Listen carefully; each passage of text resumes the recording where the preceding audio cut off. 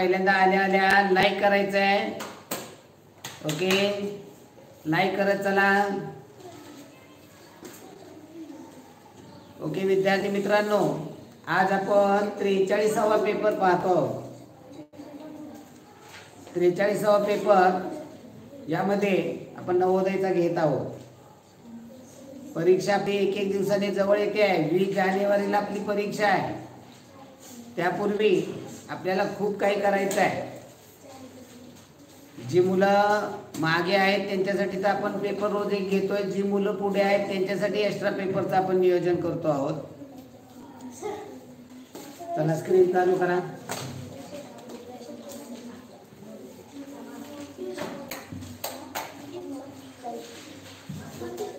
पहा, आपण प्रत्येक प्रश्न बारकाईने पाहणं गरजेचं आहे. प्रत्येक प्रश्नामध्ये वैज्ञानिक दृष्टिकोनातून उत्तरं कशी काढणं अपेक्षित आहे हे समजून घ्या. महत्त्वाचं, मार्क आपले आता जरी कमी असतील तरी चांगल्या पद्धतीनं वाढणार आहे. फक्त विचार तुम्ही केला पाहिजे त्या पद्धतीनं. शेळके, वरदराज शेळके 97.50. पहा, प्रत्येक प्रश्नाला कशा पद्धतीने विचार करणं अपेक्षित आहे आणि नवोदयला काय पद्धतीने आपण गेलं पाहिजे ते पहा. कोणाला नाव घे रे. भोसले, वरदराज शेळके 97.5. भोसलेचं घे 90 आहे. हर्षवर्धनला किती पडले? राजवर्धन 90 झाले. हर्षवर्धन आला का 80च्या वर? किती रे? काय रे भैया? हा, मनापासून जरा करा. चला ठीक आहे. पहा, या ठिकाणी काय म्हणलेले आहे? दिलेल्या आकृती उत्तराच्या आकृतीत दिलेली आहेत. उत्तराची आकृती हुबेहूब जुळणार आहे. उजव्या बाजूचा वर्तुळ टिंब पहा, त्याच्यावर कोणता पर्याय कट होतो का नाही. डाव्या बाजूचा त्रिकोण पहा, त्याच्यावर दुसरा पर्याय कट होतो. पर्याय कट पद्धत जाणीवपूर्वक वापरायची. नंतर या ठिकाणचा हा चौकोन पाहायचा, कोणता पर्याय चौथा पर्याय कट होईल. या ठिकाणी त्रिकोण आहे. दुसरा आणि चौथा कट झाल्यानंतर जेव्हा दोन पर्याय राहतात तेव्हा फक्त याच पर्यायांवर लक्ष द्यायचं. प्रश्नाकृती थोडा बाजूला ठेवा. त्याच्यामध्ये पहा फरक काय आहे. तर या ठिकाणी उजव्या बाजूला वर्तुळ आहे, इथे डाव्या बाजूला. आपल्याला कोणीकडे पाहिजे? उजव्या बाजूला पाहिजे. उजव्या बाजूला पाहिजे, त्यामुळे पर्याय क्रमांक 1 येणार आहे. चला पर्याय क्रमांक 1 ही उत्तरपत्रिका घे. काय चुका असतील तर त्यामध्ये सांग. चला पुढे दुसरा प्रश्न पहा. आता या ठिकाणी पडले इथे टिंब नाहीये, इथे दिलेला आहे. हा पर्याय कट होईल. या ठिकाणी एक गणन केलेलं आहे, हा कट होईल. राहिला दुसरा आणि चौथा. आता या ठिकाणी फरक काय आहे? दांड्यामध्ये फरक आहे. दांडा कशा पद्धतीने पाहिजे? पर्याय क्रमांक 2 सारखा. इथे दांडा वेगळ्या पद्धतीने, त्यामुळे तो पर्याय कट होईल. उत्तर येईल पर्याय क्रमांक 2. चला पुढे. चला तिसरा प्रश्न पहा. या ठिकाणी टिपका पाहिला, हा टिपका सगळीकडेच आहे. या ठिकाणचा त्रिकोण पहा, उजव्या बाजूला त्रिकोण इथे नाहीये, इथेही नाहीये. पहिला दुसरा कट झाला, पहिला तिसरा चौथा. फरक काय पहा. या ठिकाणी त्रिकोण इथे आहे, इथे त्रिकोण नाहीये. आपल्याला काय पाहिजे? डाव्या बाजूला त्रिकोण पाहिजे. त्यामुळे पर्याय क्रमांक 4 येणार आहे. पर्याय क्रमांक 4. चला पुढे प्रश्न चौथा पहा. उभ्या 3 रेषा आहेत, मध्ये मात्र इथे कोर आहे. उभ्या 3 रेषामध्ये कोर असते. इथे आहे, इथे मध्ये रेष दिलेली, हा पर्याय कट होईल. आता या ठिकाणी उभ्या 3 रेषा जी आहेत, मधली फक्त रेष नाही, इथे अजिबात एकही रेष नाही. त्यामुळे हाही पर्याय कट होईल, हाही पर्याय कट होईल. उत्तर येईल पर्याय क्रमांक 1 येणार आहे. चला पुढे पुढील प्रश्न पहा. या ठिकाणी रेष पहा, हा चौकोन पूर्ण करायचा आहे आणि तिरकी रेष त्याला पाहिजे. उभी तिरकी रेष पाहिजे. चौकोन पूर्ण इथे होतोय, इथे नाही होत, इथे नाही होत. दुसरा तिसरा पर्याय कट होईल. राहिला पहिला चौथा. फरक काय आहे? ही रेष संपूर्ण पाहिजे, ती पर्याय क्रमांक 1 मध्ये आहे. त्यामुळे 4 कट होईल. उत्तर पर्याय क्रमांक 1 येणार आहे. चला पुढे 6वा प्रश्न पहा. या ठिकाणी आयत जोडलेले आहे, चौकोन जोडलेले आहे. चौकोन एक रेष येणार आहे, त्याला चौकोन.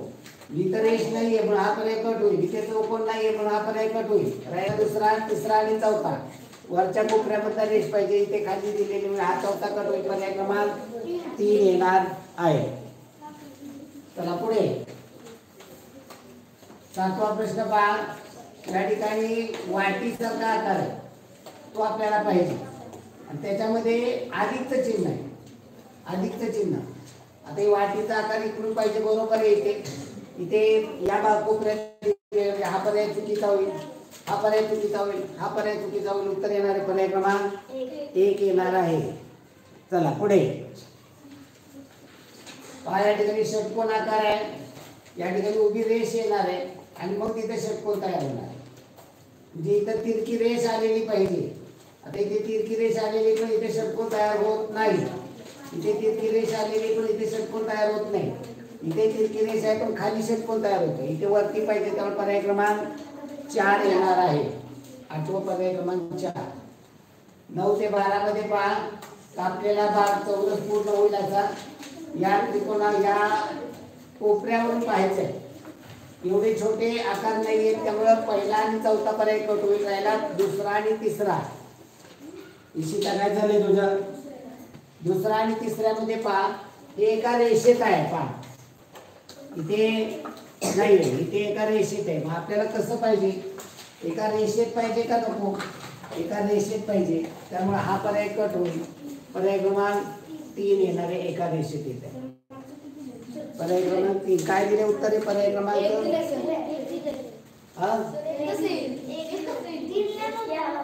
एकचा आकार लहान आहे.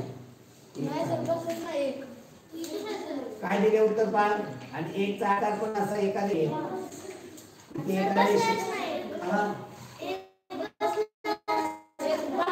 बसणारही नाहीये. प्रश्न दुरुस्ती केली पाहिजे. 9व्या प्रश्नाची दुरुस्ती आपल्याला करणं गरजेचं आहे. तर या ठिकाणी पर्याय क्रमांक 3 देखील त्याचा आकार पण जुळत नाहीये. 9व्याचं काय होते पहा, हा जो अँगल आहे तो अँगल इथं बसत नाहीये. 9व्या प्रश्नाची दुरुस्ती करणं गरजेचं आहे.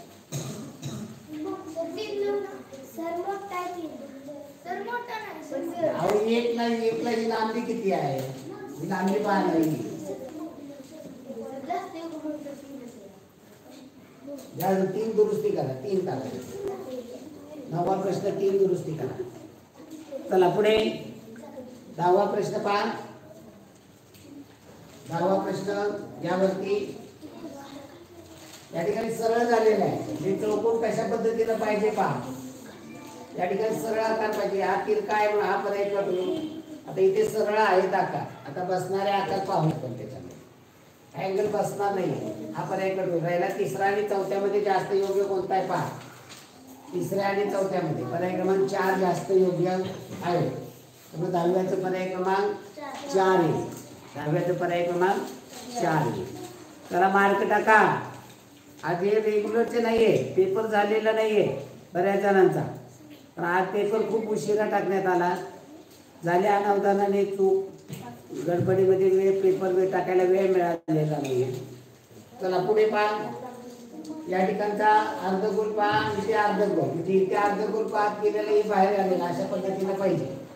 सर्वत्र तशाच पद्धतीने आकार आहे. आता या ठिकाणचा आकार पहा, या ठिकाणची जागा रेषा पहा, या पद्धतीच्या रेषा पहा, त्याच्यावरून पर्याय कट करायचा. पहिला लहान आकार आहे, दुसरा लहान आहे, फरक शोधा. त्याच्यामध्ये तिसऱ्या चौथ्यामध्ये फरक शोधा. चौथा आकार हा लहान आहे, त्यामुळे हा बसत नाही. त्यामुळे पर्याय क्रमांक 3 येणार आहे. 11चं 3 आहे. चला 12वा प्रश्न घ्या. 12वा प्रश्न या ठिकाणी त्रिकोणी आकार, सरळ रेष, या ठिकाणी काटकोन या पद्धतीने जुळले पाहिजे आणि हा आता बसेल. आता तिसऱ्या चौथ्यामध्ये 3 नंबरचा जर इथे बसवायचं म्हटलं तर हा जो मोठा होईल, त्यामुळे 3 नंबरचा कटून उत्तर पर्याय क्रमांक 4 आहे. 12चं पर्याय क्रमांक 4 आहे. चला पुढे 13वा प्रश्न पहा. प्रश्न क्रमांक 13. या ठिकाणी 3 पानं आहेत. आपल्याला काय विचारलेले आहे? वेगळी आकृती, निराळी आकृती पाहिजे आपल्याला. आता या ठिकाणी तुम्ही पाहिलं, हे बोलू नका, लक्ष द्या. या ठिकाणी 2 पानाच्या मध्ये जी आकृती आहे, घड्याळाच्या दिशेने पाहिलं आपण. पहिल्यांदा पान, नंतर अंतर सोडून पान, नंतर जवळ पान. म्हणजे ही 2 पानं जवळ जवळ घड्याळाच्या. आता यातनं जवळ कसं शोधायचं पहा, त्याचं टेक्निक पहा. की मग पान, ही दोन पानाच्या मध्ये पान आहे. आता हे पान झुकलेलं कोण इकडे, उजवीकडे झुकले का डावीकडे झुकले, हे लक्षात येत नाही. बरं, ही आकृती प्रत्येक सरळ अशा करून घ्यायचं म्हणून शक्य होत नाही. मग इथं लक्षात कसं घ्यायचं, घड्याळाच्या दिशेने जायचं. पहिल्यांदा आपल्याला आडवं पान घ्यायचं. या दोन पानाच्या मध्ये पान आहे, त्यातलं पहिलं पान नंतर अंतर सोडून दुसरं पान, आणि हे अंतर जवळ आहे, म्हणजे दुसरं आणि तिसरं पान जवळ जवळ आहे, घड्याळाच्या दिशेने पाहिजे. आता इथनं घड्याळाच्या दिशेने करता येईल का, नाही. इथनं गेलं, इथनं पहिल्यांदा लगेच जवळचं पान आलं, नंतर लांबचं पान. आता इथे काय, पहिल्यांदा लांबचं पान आहे, नंतर जवळचं पान. इथे पाहिलं, पहिल्यांदा लांबचं पान. त्यामुळे पर्याय क्रमांक 2 वेगळ्या निघेल. आकृती तुम्हाला तुमच्या पेपर फिरवता येते, पुस्तक तुमच्याकडे फिरवता येते, परंतु तसं नाही बघायचं. न फिरवता कसं बघता येईल, तर घड्याळाच्या दिशेने, घड्याळाच्या विरुद्ध दिशेने, या पद्धतीने तुम्ही जर सवय लावली ना, आणि एकही प्रश्न तुमचा चुकणार नाही. पाहण्याची पद्धतच घड्याळाची दिशा, घड्याळाची विरुद्ध दिशा, आरशातलं पाण्यात, बस एवढ्या 4 गोष्टी भोवती फिरायच्या काय. आणि क्वचित प्रसंगी 180 अंशात सममित, हे क्वचित प्रसंगी 2 वापरायचे. 180 सममित थोड्या प्रमाणात वापरायचे. जास्त वापरायचे घड्याळाच्या दिशेने, घड्याळाच्या विरुद्ध दिशेने, आणि काय वापरायचंय, आरशातलं आणि पाण्यात. या 4 गोष्टीवरती संपूर्ण नवोदय केंद्र आहे. चला पुढे पाय या ठिकाणी वेगळी आकृती काढायची आपल्याला. इथे जर पाहिलं, उजव्या बाजूला जर तुम्ही मोजले तर किती आहेत, 5 आहेत. डाव्या बाजूला 5 आहे. आता 5 याच्यावरनं 10 एकूण होणार आहेत. त्याच्यावरून मोजलं तर आपल्याला वेगळं निघू शकतंय का, तर 4 आणि 4 8, इथे 5 आहेत, इकडे 5 आहे, इकडे 4 आहेत, इथे 4 आहेत, इथे 6 आहेत, इथे 6 आहेत, इथे 4 आहेत, इथे 3च आहे. कोणतं वेगळं निघेल, पर्याय क्रमांक 4. साधी सोपी पद्धत होती. इथं खूप अवघडाची पद्धतीमध्ये शिरायची गरज नव्हती. अगदी साध्या सोप्या पद्धतीनं पाहिलं तरी आपल्याला ते निघेल.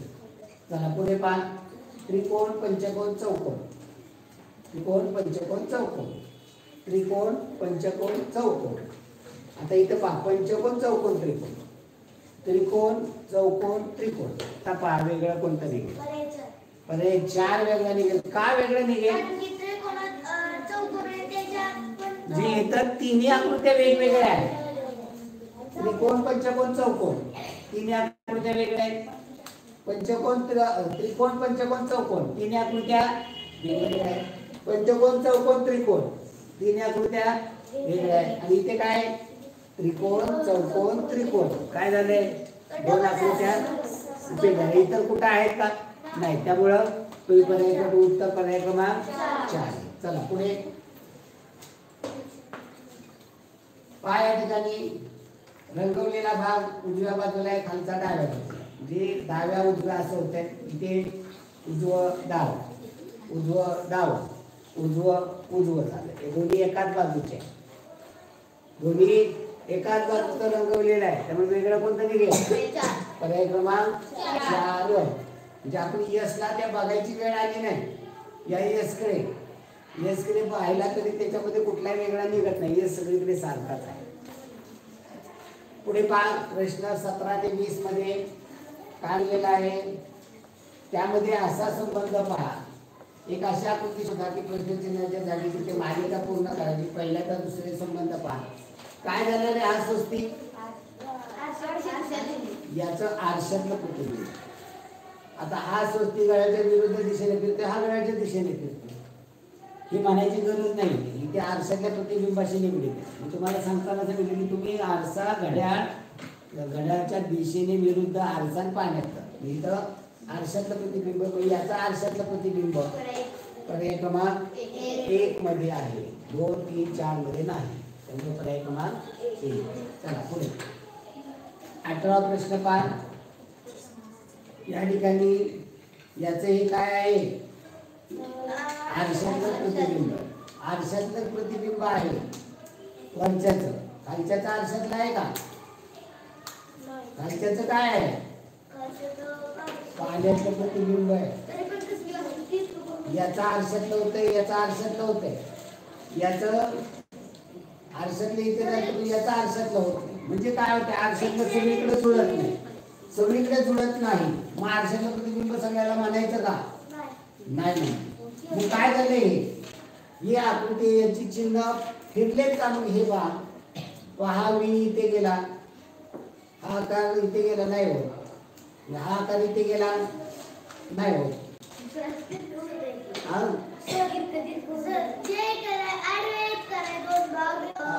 मोठे संख्येचे आणि छोटे संख्येचे चिन्ह ते उभे होतात आणि जे उभे करायचे ते आडवे होतात. उभे आहेत तिथं आडवे झाले, आडवा आहे तिथं उभा झाला. इथे पाहू आपण, हा उभा आहे तो काय होणार? आडवा. त्याच्यावर पहिला पर्याय दुसरा पर्याय करतो. हा आडवा नाही, इथे उभा आहे ते आडवा आहे नाही, इथे उभा आहे म्हणून दुसरा पर्याय कट केला. आता हे आडवे आहे ते उभे होणार या ठिकाणी. उजव्या बाजूचं उभं पाहिजे आपल्याला, आडवे ते उभं पाहिजे. दुसरा पर्याय कट होईल. पहिला दुसरा पर्याय कट झाला. तिसऱ्या चौथ्यामध्ये पहा कोणताही फरक काय आहे चिन्हांमध्ये. आता इथे बघा उलटा आहे, इथे सरळ आहे, इथे सरळ इथे उलट आहे. मग कसं बघितलं पाहिजे? थोडासा संदिग्ध प्रश्न आहे, थोडासा बारकाईनं बघणं गरजेचं आहे. त्या ठिकाणी काय होऊ शकतं?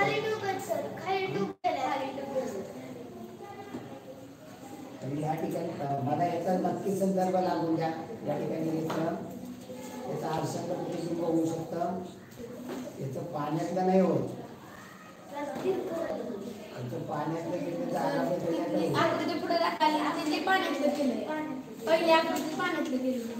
उत्तर 18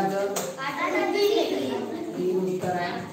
याच्यामध्ये उभा आहे ते आडवं झालं. जे घड्याळाच्या कुठल्या दिशेने फिरलं असं करूया. चला, घड्याळ प्रत्येक चिन्ह हे घड्याळाच्या विरुद्ध दिशेने फिरलं 90 अंशात असं होईल. हे घड्याळाच्या विरुद्ध दिशेने फिरलं 20 झाला. हे घड्याळाच्या दिशेने फिरलंय, ही दोन घड्याळाच्या विरुद्ध दिशेने फिरताय आणि ही दोन पहा, हे घड्याळाच्या विरुद्ध दिशेने फिरलं, हे घड्याळाच्या विरुद्ध दिशेने फिरलं होतंय, हे घड्याळाच्या विरुद्ध दिशेने फिरलं हे होतंय, हे घड्याळाच्या विरुद्ध दिशेने फिरलं असं होतंय, हे घड्याळाच्या विरुद्ध दिशेने फिरलं हे होतंय. म्हणजे प्रत्येक आकृती घड्याळाच्या विरुद्ध दिशेने 90 अंशात फिरवा. घड्याळाच्या विरुद्ध दिशेने फिरलं या पद्धतीने होते. फक्त तेवढ्या ह्याच्यावर पर्याय करतो. हे घड्याळाच्या विरुद्ध दिशेने फिरलं होते बरोबर, हे घड्याळाच्या विरुद्ध दिशेने फिरलं बरोबर होते, हे घड्याळाच्या विरुद्ध दिशेने फिरलं बरोबर. म्हणजे प्रत्येक आकृती घड्याळाच्या विरुद्ध दिशेने फिरवायची आहे जागेवरच 90 अंशामध्ये. ओके. मानसी नवीन असेल तर काय हरकत नाहीये. भंडारे घे 97.5. हा, प्रत्येक चिन्ह बघ, प्रत्येक चिन्ह बघ. मी आहे घड्याळाच्या विरुद्ध दिशेने फिरून 90 अंशात झाला का? हा मी आहे, तू घड्याळाच्या 90 फिरवून सरळ झाला का? आता हा आहे घड्याळाच्या विरुद्ध दिशेने फिरवायचा आहे, होतोय का बरोबर? घड्याळाच्या विरुद्ध दिशेने असा हा मी आहे तो असा होईल. हा मी आहे तो घड्याळाच्या विरुद्ध दिशेने, घड्याळाच्या दिशेने, घड्याळाच्या ही दोन घड्याळाच्या दिशेने. ओके, घड्याळाच्या विरुद्ध दिशेने खाली वरची आहे ती घड्याळाच्या विरुद्ध दिशेने, खालची आहे ती घड्याळाच्या दिशेने. ओके, त्यानुसार बघितलं तर हे घड्याळाच्या दिशेने फिरलं आणि हे घड्याळाच्या दिशेने फिरलं. वरची दोन घड्याळाच्या विरुद्ध दिशेने, खालची घड्याळाच्या विरुद्ध दिशेने. मोरकाने गेले, मोरकाने 100 मार्क, 100 मार्क म्हणतो. भंडारे 97.5 आहे. भंडारे आणि मोरकाने 100 आहे मोरकाने. ओके, गुड, अभिनंदन मोरकाने, छान. चला पुढे घ्या. हा तिरक होत आहे. तिरक पण इथे याचे तिरक याचे येतील, याचे तिरक याचे येतील, याचे तिरक याचे येतील. ओके, पण याचे उलट आहे. म्हणजे तिरके पाण्याचे प्रतिबिंब म्हणले तर ते याच्यामध्ये इथं उलट व्हायला पाहिजे होतं ना. आता इथे बघ गाड्याच्या विरुद्ध आहे ना, इथे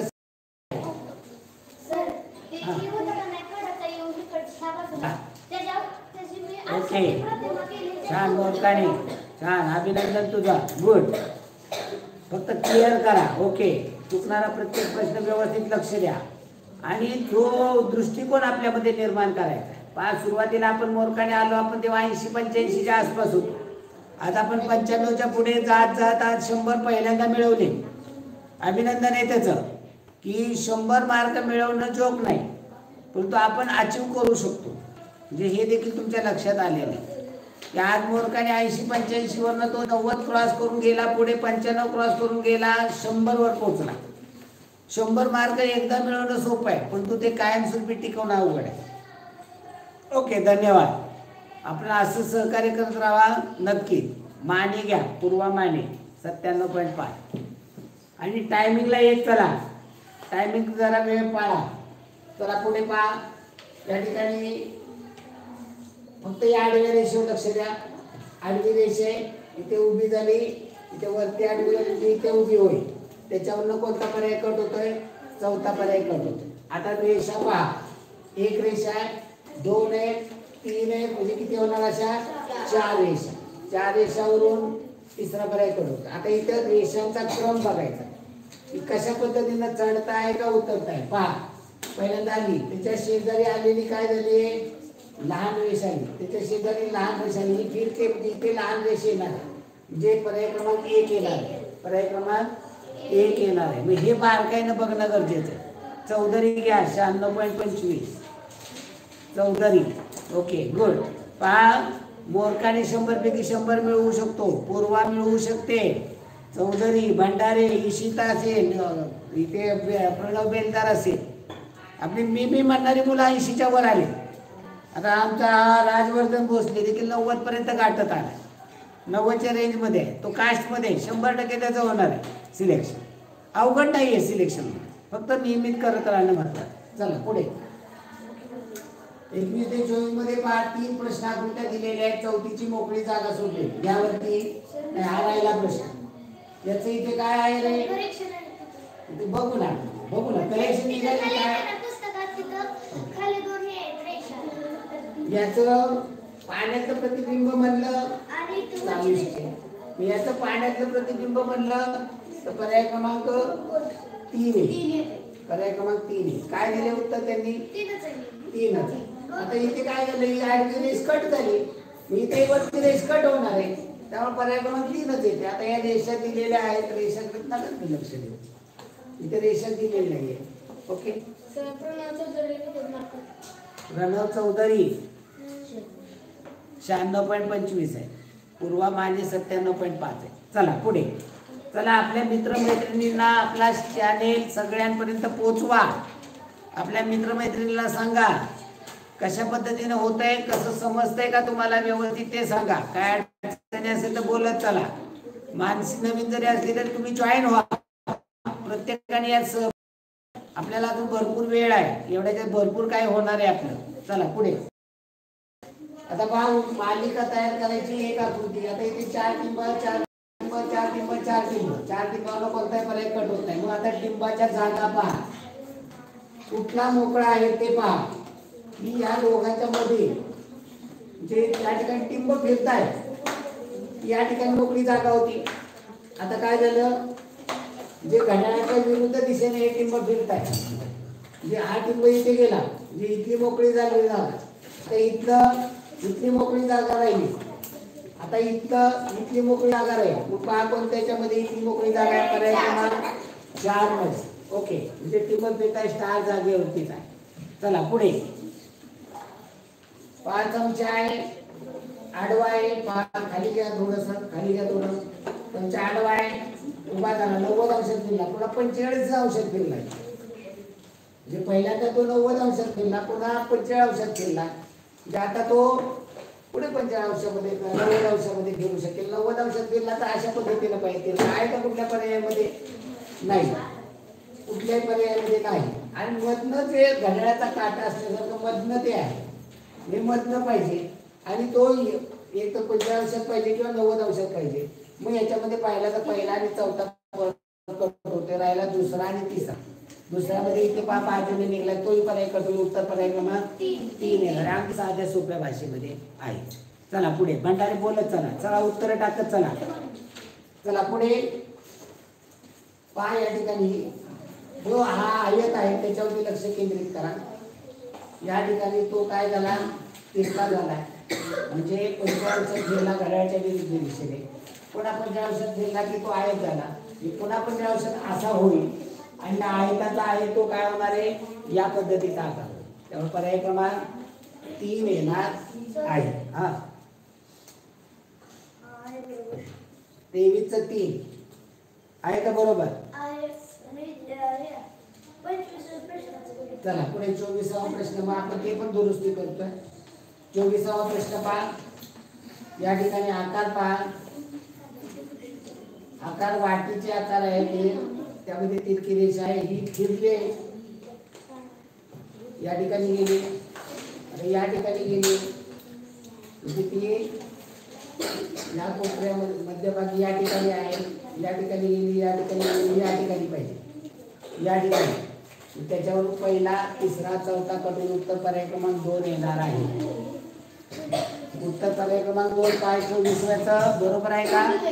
हा काय दिलं उत्तर 24चं 4 कसं येईल 135 अंशात येतोय कोपऱ्यात या ठिकाणी बरोबर मध्यभागी 135 अंशात. म्हणजे आपण जर असं म्हणलं की नाही आपण इथे मध्यभागी धरलं होतं मध्यभागी आहे इथे मध्यभागी आहे पण इथे मध्यभागी नाही आहे तर 135 अंशात घड्याळाच्या विरुद्ध दिशेने फिरत आहे थोडासा आहे. म्हणजे अशा पद्धतीचे काही प्रश्न असतात जे तुमची परीक्षा घेणारे असतात. या पद्धतीच्या प्रश्नांवरती लक्ष देणं गरजेचं आहे. पहा पहिले या कोपऱ्यामध्ये आकृती आहे डाव्या बाजूला कोपऱ्यामध्ये ती उजव्या बाजूला मध्यावर गेली म्हणजे हा घड्याळाच्या विरुद्ध दिशेने 135 अंशात कोण आहे. इथून ही आकृती इथे गेली तर 90 अंश होती. या कोपऱ्यामध्ये गेली म्हणजे 135 अंशात गेली. इथले 135 अंशामध्ये इथं 90 होईल इथे इथे 135 की पर्याय क्रमांक 4 मध्ये आहे. चला पुढे काय दिलेलं आहे आरशातलं प्रतिबिंब भरलेला या ठिकाणी याच्यावर उत्तर निघतंय. केवळ भरलेला त्रिकोण पाहायचं इथे उजव्या कोपऱ्यात इथे डाव्या कोपऱ्यात येईल त्यामुळे दुसरा तिसरा चौथा कटोरी उत्तर पर्याय क्रमांक 1 येणार. त्याला 26वा प्रश्न पहा. या ठिकाणी उजव्या कोपऱ्यामध्ये 3 आहेत कंस आहेत त्याच्यामध्ये पाकळी आहेत त्याच्यामध्ये 3 आहेत ते या ठिकाणी येणार डाव्या कोपऱ्यामध्ये येणार. तिसऱ्या चौथ्यामध्ये नाही आहेत तिसरा चौथा कट होईल. आता राहिला पहिला दुसरा फरक पहा. पानांचा आकार पहा. पानांच्या आकारावर लक्ष दे पुढं या पानांच्या आकारावरून पर्याय क्रमांक 2 येणार आहे. पानांच्या आकारावरून. त्याला 27वा प्रश्न पहा. प्रश्नाकृती 27वा या ठिकाणी पी आहे. पीचं आरशातलं प्रतिबिंब हा जसा तसा दिलेला आहे. पर्याय क्रमांक 3 मध्ये येणार आहे. बाकीचे पर्याय पाहिल्या कट होत आहे. जास्त विचारही करावा लागत नाही. ओके चला पुढे उत्तर टाका. मोरकाने भंडारे मग उत्तर टाका. गायकवाड उत्तर टाका. चला या ठिकाणी पारंजवलेला भाग उजव्या कोपऱ्यामध्ये आहे तो इथे डाव्या कोपऱ्यामध्ये येणार आहे. त्याच्यावर पहिला आणि तिसरा पर्याय तुम्ही राहिला दुसरा आणि चौथा. तिथं वरचा भाग आपल्याला कुठला पाहिजे खालचा रंगवलेला पाहिजे त्यामुळे तो पर्याय क्रमांक 4 मध्ये आहे. उत्तर सांगत चला.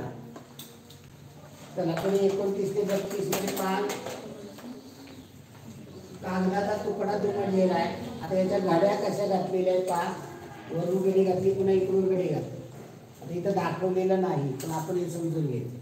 आता ही गडी इकडे उघडेल जी या ठिकाणी कापणीसारखा चौकोन तयार होईल. त्याचा या ठिकाणी आहे तिसरा आणि चौथा पर्याय कट होईल. या पद्धतीचा चौकोन मध्ये तयार होणार नाही. आता राहिला पहिला आणि दुसरा फरक पहा. या ठिकाणच्या आकारामध्ये फरक पहा. आता या ठिकाणी हा कापलेला कुठं आहे रे हा बाजूवरती कापलेला म्हणजे हा कापलेला निघून गेला तर अशा पाकळ्या तयार होणार आहे. इथे पाकळी तयार केलेली नाही आहे त्यामुळे पहिला कट होईल. उत्तर पर्याय क्रमांक बघताना दिसते बरोबर. चला 30वा प्रश्न पहा. या ठिकाणी हा बदाम जेव्हा आपण इकडे उघडू तेव्हा या ठिकाणी होणार आहे. म्हणजे 4 बदाम पाहिजे. या ठिकाणचा या पद्धतीचा बदाम तो पर्याय क्रमांक 1 आणि 3 कट होईल. राहिला दुसरा आणि चौथा. दुसऱ्या चौकोनामध्ये फरक आहे तर मधल्या चौकोनामध्ये हा चौकोन कसा होणार आहे या पद्धतीने. असा कोपरा इथे नाही त्यामुळे पर्याय क्रमांक 2. चला पुढे 31वा प्रश्न पहा. या ठिकाणी त्रिकोण पहा. इथे बाजूवरती नाही, इथे हे जेव्हा इकडे उघडेल तेव्हा या ठिकाणी कापणी तयार होणार आहे. या ठिकाणची कापणी याच्यावर पर्याय कट करा तुम्ही. या ठिकाणी नाहीये, या ठिकाणी नाहीये, इथे वेगळा आकार झाला, हा पर्याय कट होईल. पहिला आणि दुसरा फरक पहा याच्यामध्ये. कापणी इकडे पण येणार, म्हणजे इथे 2 पाहिजे, त्यावर पर्याय क्रमांक 2 कट होईल. उत्तर येईल पर्याय क्रमांक 1. चला 32वा पहा. हा कापून टाकला आता, म्हणजे इथे कापला, इकडे कापला, इथे कापला, इकडे कापला. म्हणजे याच्यावरून पर्याय दुसरा आणि चौथा पर्याय कट होतो. राहिला पहिला आणि तिसरा. याच्यामध्ये या पाकळ्या पहा, या 2 उघडल्या, इथे 2 होते, म्हणजे आडवे 2 पाहिजे, ते फक्त पर्याय 3 मध्ये. उत्तर पर्याय क्रमांक 3. चला पुढे 33 ते 36 मध्ये पहा. 33 ते 36 त्याच्यामध्ये हे तुकडे जोडवायचे आहेत. 3 तुकडे आहेत, इथे 2च आहेत. इथे पहा, इथे तुकडेच नाहीये. आता या ठिकाणी पहा, दुसऱ्या आणि चौथ्यामध्ये ज्या पद्धतीचे पाहिजे आहे या ठिकाणचा हा त्रिकोण पहा, हा लहान आहे. हा पर्याय कटून उत्तर पर्याय क्रमांक 2 येणार आहे. चला पुढे पहा. या 2 पाकळ्या 3 तुकडे आहेत, इथे 2 तुकडे आहेत, पर्याय कट होईल. इथे वेगळ्या आकारे हा पर्याय कट होईल, इथे वेगळ्या आकारे कट होईल. उत्तर पर्याय क्रमांक 2. पहा या ठिकाणी आयत 2 मोठा आयत, एक छोटा आयत आणि त्रिकोण, हे 3 आकार पाहिजे. आता याच्यामध्ये तुकडे 3 आहेत, इथे 4 तुकडे आहेत, हा पर्याय कट होईल. या ठिकाणी चौकोन नाहीये,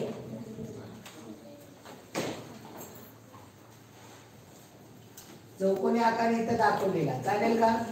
नाही चालेल. इथे चौकोनी आकार दाखवले, चालेल का? नाही. पर्याय क्रमांक 4 मध्ये आहे. उत्तर पर्याय क्रमांक 4. चला पहा, 2 त्रिकोण आहेत, इथे तुकडे 3 आहेत, नाही चालणार. इथे एक चौकोन आणि एक त्रिकोण, नाही चालणार. आता 2 आणि 3 मध्ये पहा. 2 मध्ये आणि 3 मध्ये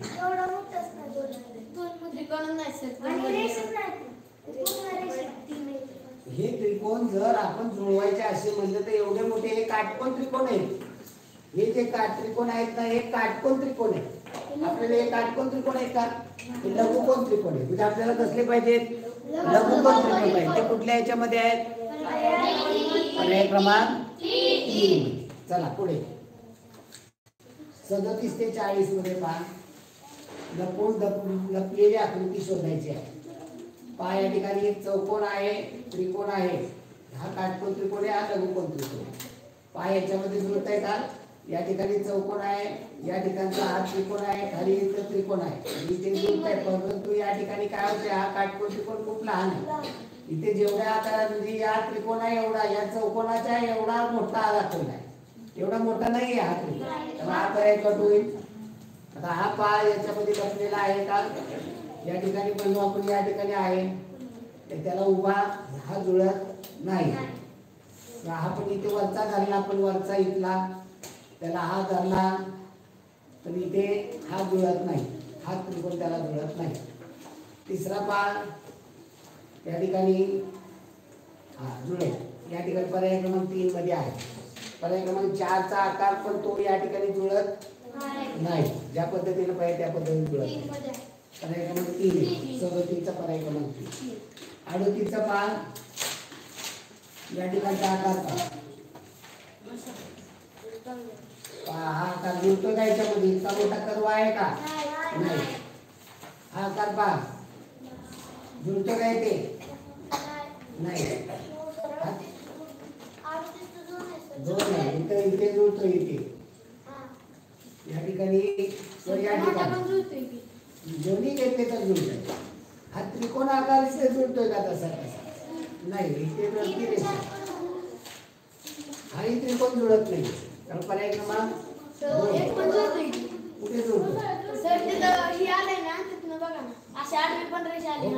इथे तू म्हणतोय ना, इथे त्याला लगेच आहे का नाही? इथे तिरकी रेषा आहे, मग इथे लगेच आहे का? किती अंतर आहे? कर्वचा इथे बघितलं तर इथे रेष बघा ना, हे अंतर किती आहे? हा, किती लांब आहे याचं? तो किती लांब आहे? एवढं लांब आहे का हे? या दोन चौकोना इतकं लांब आहे का हे? नाही, त्यामुळे पर्याय क्रमांक 2 आहे. 39वा पान, 39वा पहा त्रिकोण आहे आणि त्याला या पद्धतीची कापणी इथे आहे का? त्या पद्धतीचा त्रिकोण नाहीये. हा त्रिकोण आहे का? नाही. हा चौकोन आकार पहा आहे बघा या ठिकाणी. हा संपूर्ण असा जुळेल. पर्याय क्रमांक 3. 4 मधला आकार इथे अशा रेषात नाही येतो जवळ. चला 40वा प्रश्न पहा. 40वा हा कर्व आकार जुळेल पण इथे दोन आकार नाहीये, एकच आकार जुळतो इथे. हा आकार इथे कुठेच नाहीये. हा आकार पहा या ठिकाणी गेला तिरकी रेष इथे नाहीये. हा पहा आकार या ठिकाणी आहे, गेला सरळ रेष आहे, इथे कर्व आहे, गेली आहे. पर्याय क्रमांक 4. चला आता गणिताकडे पाहूया आपण, गणिताकडे वळूया.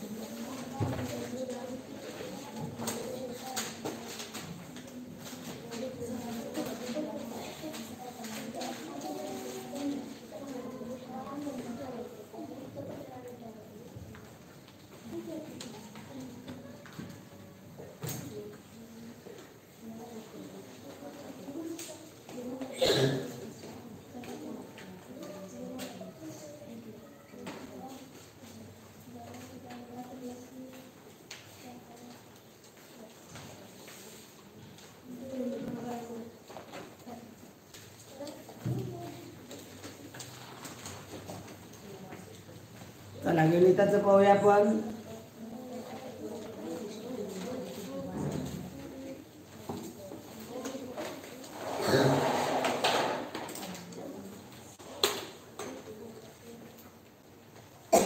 पुस्तक गेले.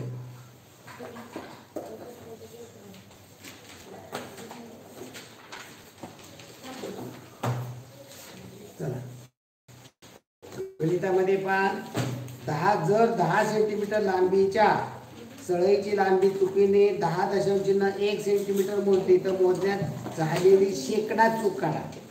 शेकडा चूक पाहिजे पहा आपल्याला. चूक किती झाली? आता ही 10 सेंटीमीटरची 10 सेंटीमीटर लिहिलेली आहे, ती 10.1 सेंटीमीटर झाली. आता हे पॉईंट मध्ये उत्तर.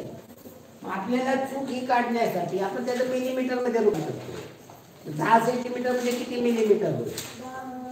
मिलीमीटर मध्ये एकदा मिली नंतर सेंटीमीटरचं घर असतं. मिली नंतर सेंटी. हे लिहिताना कशा पद्धतीने लिहिलं ते पहा. Milli centi deci. आता 10 सेंटीमीटर या पद्धतीने लिहिलं जातं. ते लिहिलं गेलं 10.1 सेंटीमीटर या अशा पद्धतीने. म्हणजे जर सेंटीमीटर ते मिलीमीटर मध्ये केले तर काय होईल? 100 मिलीमीटर लिहायचं होतं, ते चुकून 101 मिलीमीटर लिहिल्या गेलं. म्हणजे कितीला चूक झाली? 100ला 1 ची चूक झाली. 100ला 1 ची चूक झाली. म्हणजे किती चूक झाली? 100ला 1 याचा अर्थ 1%. चूक किती झाली? 1 शेकडा चूक विचारली ना आपल्याला. हा शेकडा चूक. पर्याय क्रमांक किती दिले? 3 मध्ये. शेकड्यामध्ये चूक पाहिजे आपल्याला. त्यामुळे 3 मिलीमीटर मध्ये केलं तर आणि तर तुम्हाला हे काढता येणार आहे.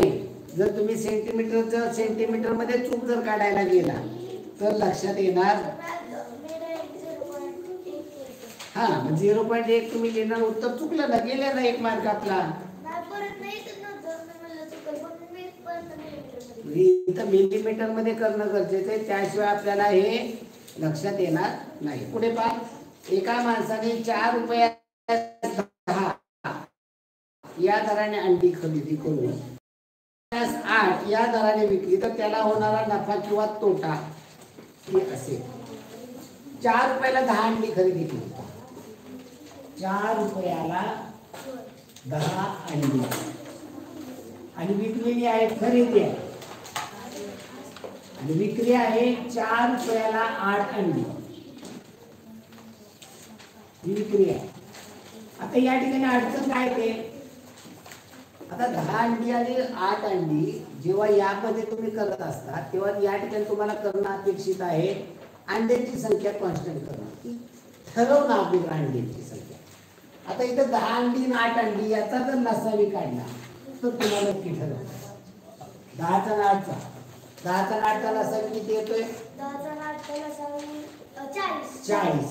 मग 40 अंड्याची खरेदी किंमत 40 अंड्याची विक्रीची किंमत काढली तर तुम्हाला हे सोडवता येईल. तुम्ही जर या 4 रुपयावरून तुलना करायला गेला तर या गणित सोडवता येणार नाही. मग इथं काय करा, तुम्ही 10 अंडी आणि 8 अंडी त्याचा लसावी करा 40 अंडी. 40 अंडी करायची म्हणलं इथं किती पट करावी लागेल? 10 अंडी तिथं 40 करायची म्हणलं तर 4 पट करायला. मी याची 4 पट करा. मी 40 अंडी केवढ्याला होतील?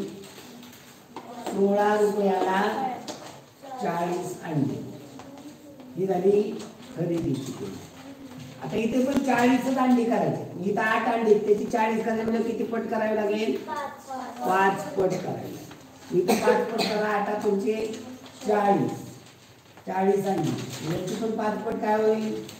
20 रुपये. 20 रुपयाला 40 अंडी विकलेली विक्रीची किंमत. म्हणजे तुम्ही 16 रुपयाला खरेदी करता आणि 20 रुपयाला विकता. आता इथं तुम्हाला किंमत राखतो, अंड्याची संख्या सारखी झाली 40. ही गणितं तुमचं मेरिट लावायचं काम करतात. अशी गणितं किती असतात? 4-5 गणितं टोटल याच्यामध्ये 4-5 प्रश्न असे अवघड असतात. खरं मेरिट लावायचं काम हे प्रश्न करतात, बाकीचे प्रश्न सर्वांना सोडवता येतात. इथं तुलना करता 16 रुपये खरेदी 20 रुपये विक्री, याचा अर्थ तुम्हाला नफा झाला का तोटा झाला? नफा झाला. आता किती नफा झाला? 4 रुपये. 20 वजा 16 रुपये 4 रुपये तुम्हाला काय झाला? नफा झाला. आपल्याला काय विचारलं? शेकडा नफा विचारलाय. शेकडा नफा कसा काढतात?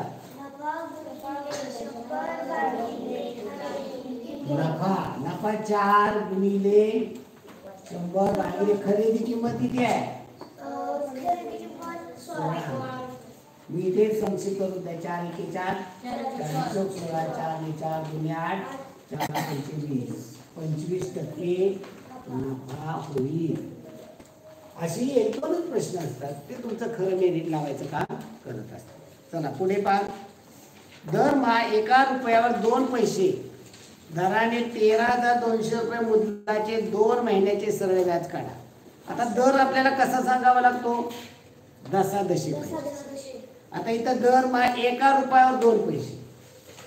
1 रुपयावर 2 पैसे असा दर चालतो का आपल्याला? आपल्याला लागतो दशादशी. दर साल दर शेकडा पाहिजे असतो. दर साल दर शेकडा पाहिजे असतो. मी इथं रुपये 1 रुपयावर चालेल का? तो किती रुपये पाहिजे? 100 रुपये. इथं एकाची किती पट झाली? 100 रुपये. 1 रुपयाचे किती? 100 रुपये केले म्हणजे किती पट झाली? 100 पट. मग 2 रुपयाचे 2 पैशाचे पण 100 पट करा. 200 पैसे. मी 100 रुपयावर 200 पैसे. 200 पैसे म्हणजे किती रुपये रे? 2 रुपये. मी दरमहा दर काय झाला? दरमहा दर महिन्याचा हा दर. आपल्याला महिन्याला चालतो का दर? आपल्याला दर साल दर शेकडा पाहिजे असतो. कसा पाहिजे असतो? दर साल दर शेकडा. आता इथं दर महिना आहे, दर माता दर शेकडा करायचा, दर साल करायचा असेल की एका महिन्याला 2 रुपये. मग 12 महिन्याला किती होईल? 2 गुणिले 12 जे 24% दर साल दर शेकडा. काय दर झाला? 24% दर आहे आपला. मग आता आपल्याला याचा आता हे गणित सोडवता येईल. दर साल दर शेकडा 24% दराने 13,200 रुपयाचे 2 महिन्याचे व्याज काढा. आता इथं मध्य काढू. मुद्दल किती आहे? 13,200 दर 24%. कालावधी किती आहे? कालावधी 1 महिना. हा? 1 वर्ष. किती दर काढायचे गणित पहा. 2 महिन्याचं 212. मग 212 करावं लागेल आणि याला भागिले 100. आणि मग इथं 2 शून्याला 2 शून्य घालवा.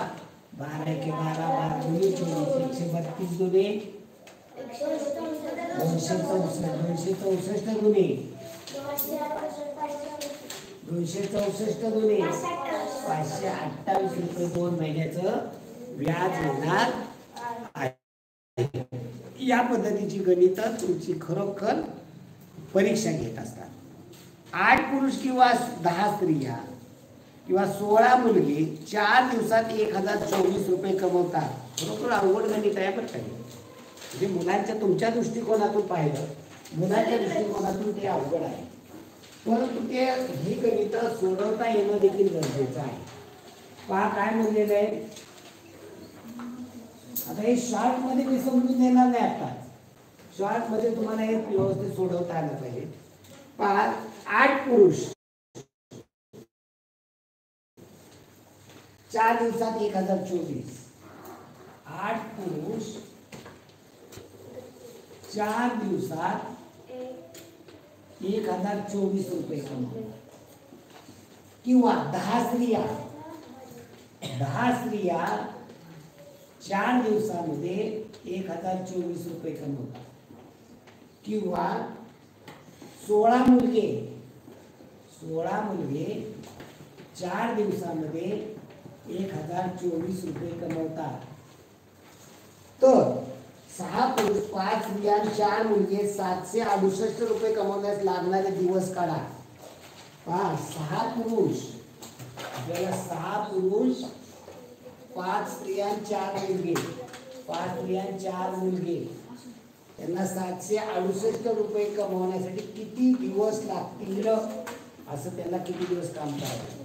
यांना एका दिवसाचा पगार काढायचा. 4 दिवसाचा पगार 1024. एका दिवसाचा पगार किती, कसं काढाल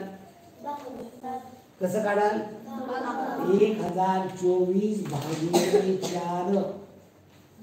4 दिवसाचा पगार आहे 1024. एका दिवसाचा पगार किती 1024 भागिले 4 केलं तर 4 दुनी 8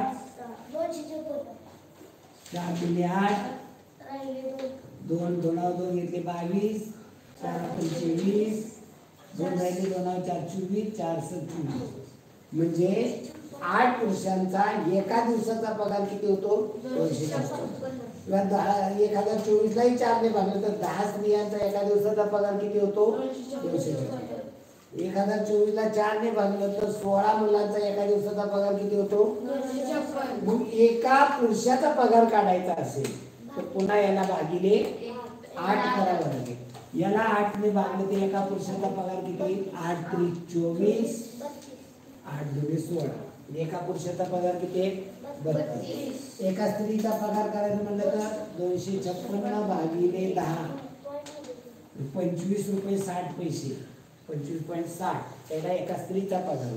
आणि एका मुलाचा पगार काढायचा असेल तर 256 भागिले 16 केलं तर 16चा वर्ग 256. एका मुलाचा पगार किती आहे 16. मुलाचा पगार एका 16 रुपये, एका स्त्रीचा पगार 25 रुपये 60 पैसे, एका पुरुषाचा पगार 32 रुपये. मग आपल्याला मिळालेला आहे 6 पुरुष 5 स्त्रिया आणि 4 मुलांचा. मग 6 पुरुषांचा काढायचा म्हटलं तर काय कराल 32 गुणिले 6 करावं लागेल. मग 6 पुरुषाचा पगार येईल 6 गुणे 1200 2 आणि 1 साहित्रिक 192 रुपये. एका पुरुषाचा 6 पुरुषाचा पगार एका दिवसाचा. 5 स्त्रियांचा काढायचा आहे. याला गुणिले 5 करावं लागेल. 256 आहे असं समजा. 256 गुणिले 5 किती येईल 5 37 0 4 3 5 25 3 28 4 2 5 2 10 2 दशांशी 1 संख्येच्या. म्हणजे 5 स्त्रियांचा पगार एका दिवसाचा किती आला 128. एका पोराला 16 रुपये पगार मिळेल तर 4 मुलांचा एका दिवसाचा पगार किती येईल 16 गुणिले 4 केलं 64. म्हणजे 6 पुरुष 5 स्त्रिया 4 पुरुषांचा एका दिवसाचा पगार 192.0 64.0 मांडला तर 8 2 10 4 1400 4 जने 9 1 10 16 2 1800 8 जने 384 रुपये एका दिवसाचा. 6 पुरुष 5 स्त्रिया 4 मुलांचा एका दिवसाचा पगार 384. आपल्याला पगार किती पाहिजे? 768. 768 ला 384 ने भागावं लागेल.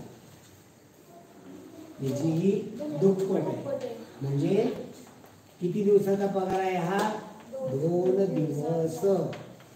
उत्तर काय येईल? 2 दिवसाचा पगार होणार आहे. चला पुढे. म्हणजे खरोखर 2-3 गणित अवघड आपल्याला या गणितामध्ये सापडलेली आहे. पुढे पाहूया.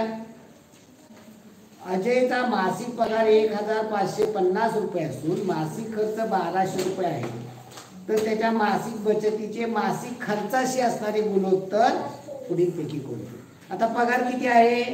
1550. 1550 पगार. खर्च किती आहे? खर्च 1200 खर्च. बचत किती झाली? 350. आपल्याला त्यांनी कशाचं गुणोत्तर विचारलेलं आहे? खर्चा. मासिक बचत अगोदर बचत पाहिजे. अगोदर बचतीचे खर्चाशी बचत किती आहे? 350. खर्च 1200. याचं गुणोत्तर विचार. याला संक्षिप्त रूप द्या. इकडे शून्याला शून्य गेले. आता कशी भाग जाईल? 5 ने घालव. 5 7 35.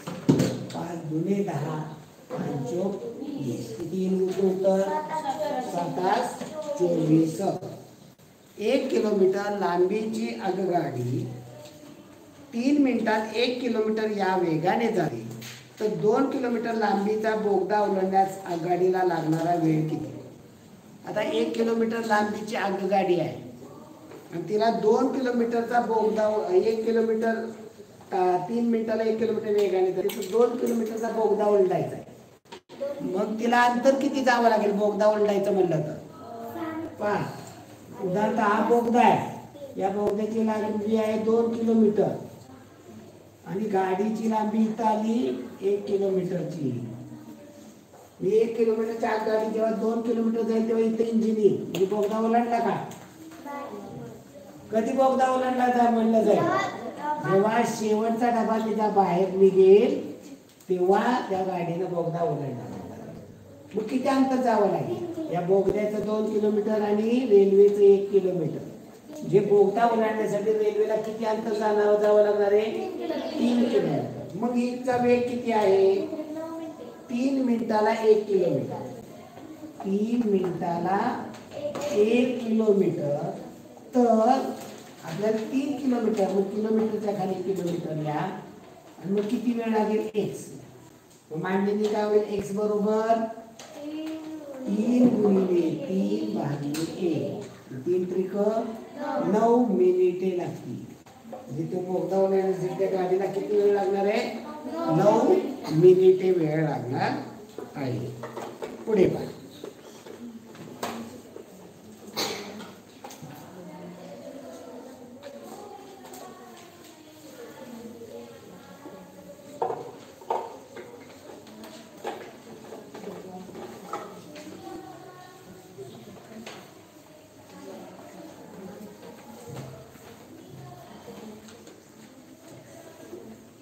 अकरा छेद 25, 11 छेद 27, 11 छेद 13 आणि 11 छेद 19 या पूर्णांकाची उतरत्या क्रमाने मांडणी करू. उतरत्या क्रमाने. आता उतरत्या क्रमाने मांडणी पहा. इथे सगळीकडे 11 तुकडे तुम्हाला खायला मिळाले. मग उत्तर सगळ्यात जास्त तुम्हाला खायला कुठं मिळाले? हा की जिथं मोठे मोठे तुकडे आहेत ते तुम्हाला जिथं मिळतील ते तर काय म्हणायचं तुम्हाला सगळ्यात जास्त. आता आता इथं 13 तुकडे म्हणजे एका वस्तूचे 13 तुकडे केले, एका वस्तूचे 23 केले, एका वस्तूचे 27 केले, एका वस्तूचे 19 केले. तर मोठे मोठे तुकडे कुठे होतील? 11 हा सगळ्यात मोठा. म्हणून उत्तरचा क्रम काय होईल? 11/13. त्यापेक्षा लहान 11/19. त्यापेक्षा लहान 11/25. सगळ्यात लहान 11/27. हा झाला उत्तरचा क्रम.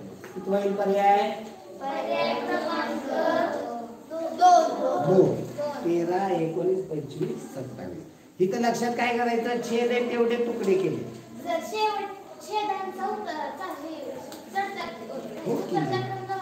हो की, पण हे समजून घेतल्यानंतर कळतं मला. चला पुढे पहा. 0.037 वजा 0.037 वजा 0.028 भागिले 0.03 ची किंमत काढा. आता इथं दशांश चिन्ह नाही म्हणून ही वजाबाकी करा. इथं वजाबाकी केली तर 0.037 0.028 याची वजाबाकी करा. 7 8 नाही म्हणत असता 17 8 गेले 9, 3 3 गेले 0 0 0 दशांश चिन्हाखाली 0 0.009 भागिले 0.003 दशांश चिन्ह काढून टाकायचं. कुठे जास्त आहे किंवा दशांश चिन्ह वरती 3 घरं वरचं न्यावं लागेल. पुढे वरचं 3 घरं नेलं तर खालचं काय करायचं? खालचं 3 घरं तर 2च घर आहेत. मग काय करायचं? 0 देऊन 3 म्हणजे काय झालं गणित?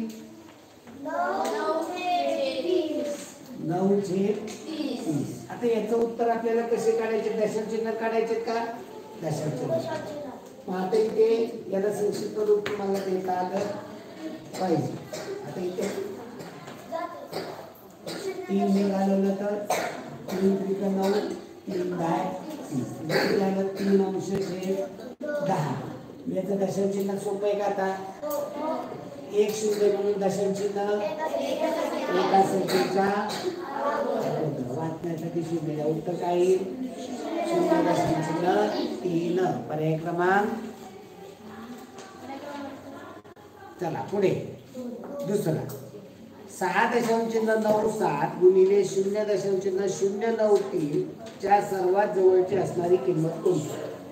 6.97 गुणिले 0.093. आता याला 7 करायचा आणि याला 1 करायचा का? तू म्हणलं ना करायचं तसं. चुकतंय, एकदा चुकलं म्हणून तुझ्या ते लक्षात राहील. आता कोण विचार कर? आता काय करता? सगळे गुणाकार करतात. आता दशांश चिन्ह नाही समजून गुणाकार करायचा. 3 ने गुणा 3 7 21 1 8 2 3 9 27 28 29 9 8 2 3 7 18 2 20. आता दशकाने गुणात 1 0 द्या. 9 पहिल्या हातावर काट मारा. 9 7 63 3 8 6 99 81 6 87 8 9 54 8 54 8. आता इथं दशकाने इथं काय गरज नाही. 0 0. आता इथं दशांश बेरीज करावी. 9 3 12 2 1 7 1 8 2 2 4 6 दशांश चिन्ह 2 आणि इथं 3 एकूण 5 संख्येच्या अवयव.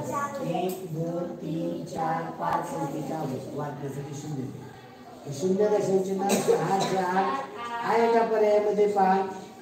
हे दशांश चिन्ह म्हणजे याच्यामध्ये पूर्ण. पुढे काय आहे संख्या? 4. जर 5 असती तर पुढे गेलो. 5 पेक्षा लहान कोण आहे तिथं राहील काय उत्तर? 0 दशांश चिन्ह 6. कुठलाही पर्याय? पर्याय क्रमांक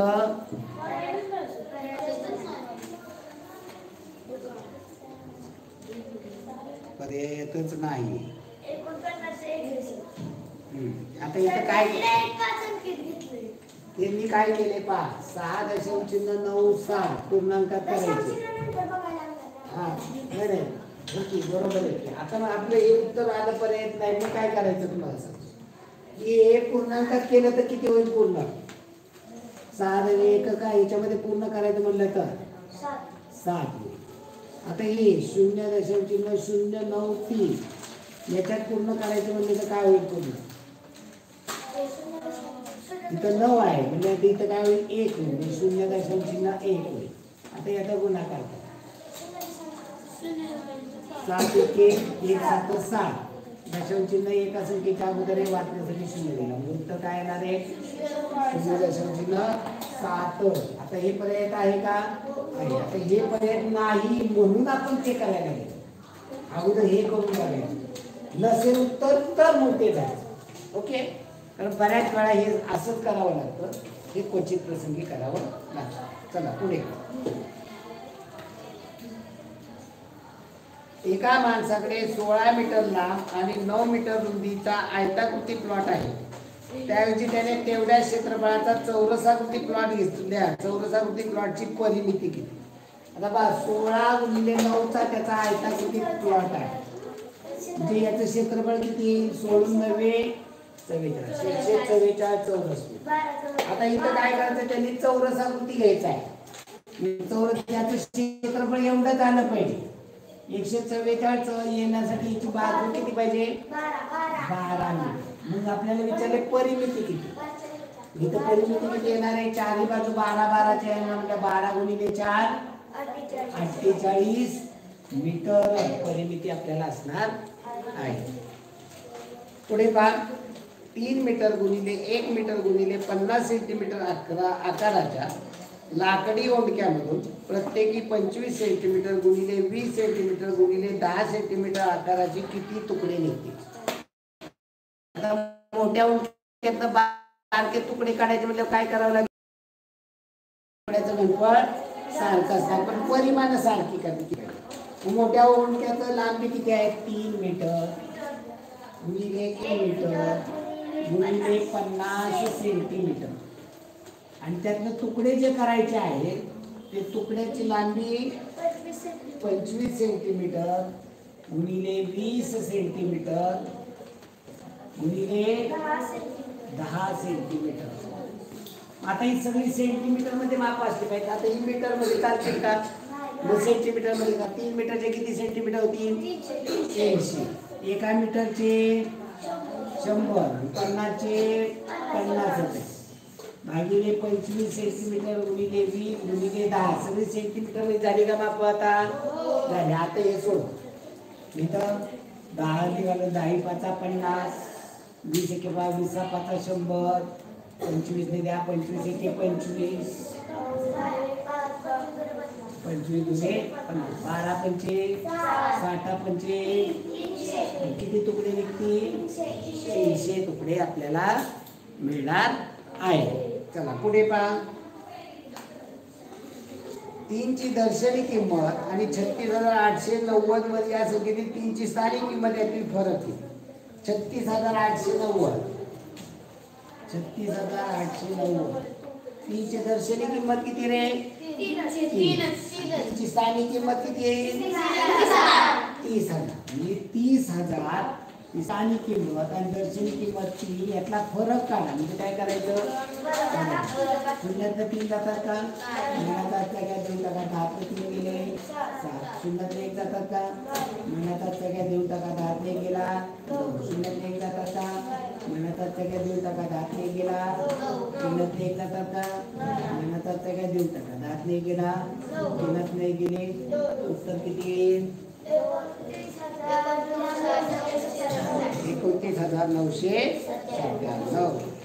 जर पुढील प्रश्न पहा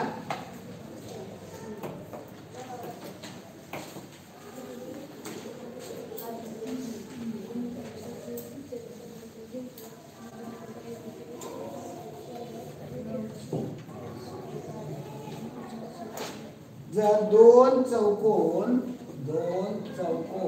3 4 5 या संख्येत 9 ने पूर्ण भाग जातो तर स्टारच्या जागी असणार चौकोनाच्या जागी असणार अंक 9 ची कसोटी काय? आता याची बेरीज करा 5 आणि 4 9 3 12 2 14 मग इथं तर बेरीज 9च्या पटीत आली पाहिजे. 14च्या पुढं 4 घेतले तर यांची बेरीज 18 येईल, त्याला भाग जाईल. म्हणजे तिथं कोणता अंक पाहिजे? 4 अंक पाहिजे.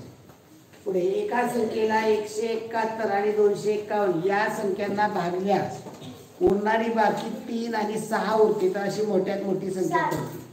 आता इथं पहा, आता 171 ला भागलं तर 3 बाकी होते. म्हणजे 171 वजा 3, 171 मधला 3 गेले 168.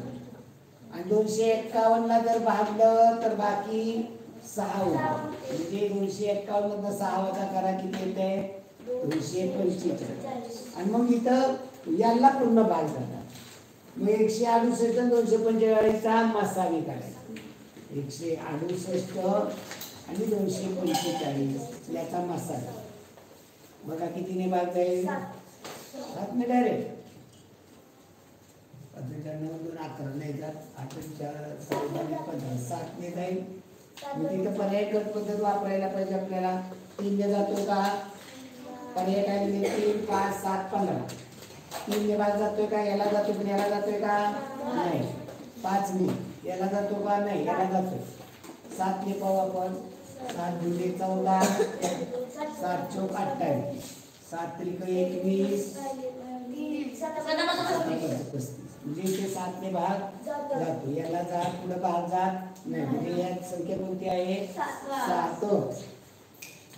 आता बघा, राजमार्गावरील काही ठिकाणी दाखवलेले आहे. 2 संख्याचा गुणाकार 216 आहे. मसावी 6 असेल तर लसावी. इथं काय सूत्र आहे? 2 संख्यांचा गुणाकार बरोबर लसावी गुणिले मसावी. आपल्याला लसावी काढायचा आहे. मसावी 6 दिलेला आहे. मग लसावीला 6 गुणिले तिकडे पाठवले तर काय होतील? भागिले 6 त्रिक 18. 21 मधनं 18 गेले 3 आहे. 3 9 36, 6 36 हा काय येणार आहे? लसावी. आता राजमार्गावरील गाव पहा. आता इथे इथे दिलेला आहे 1 2 3 4, 1 2 3 4 सोडला. इथे ब आहे 1 2 3 4 5 6 7. 1 2 3 4 6 7 सोडून तो आहे 1 2 3 सोडून 1 2 3 सोडून 1 2 3 4 सोडून ई. 1 2 3 4 सोडून ई. तर काय विचारले पहा, अ ते ई यामधलं अ पासून ई पर्यंत हे 440 किलोमीटर अंतर दिलेले आहे. 440 किलोमीटर. ब या ठिकाणी हॉटेल आहे. ब या ठिकाणी हॉटेल आहे. ड या ठिकाणी दवाखाना आहे. ड या ठिकाणी दवाखाना. मग ब या ठिकाणी एका वाहनाला अपघात झाला तर वैद्यकीय मदत मिळवण्यासाठी जखमी माणसाला किती अंतराला न्यावं? म्हणजे या हॉटेलपासून दवाखान्यापर्यंत न्यायचं. मग आता इथं हे एकूण 440. मग किती भाग आहेत हे मोजा बरं.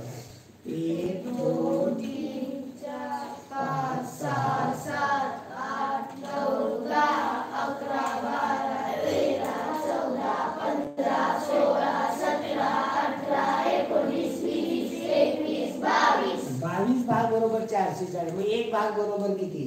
20. 440 भागिले 22 केलं 22 दुने 44. एका भागातलं अंतर किती आहे? 20. मग आता बोच कसलं दवाखान्यात न्यायचं. मग इथं मोजा 20. आता इथं 4 असं करत बसण्याची भाग मोजा अगोदर. 1 2 3 4 5 6 7 8 9 10 11 12. एका एक भागामध्ये अंतर किती येते? 12.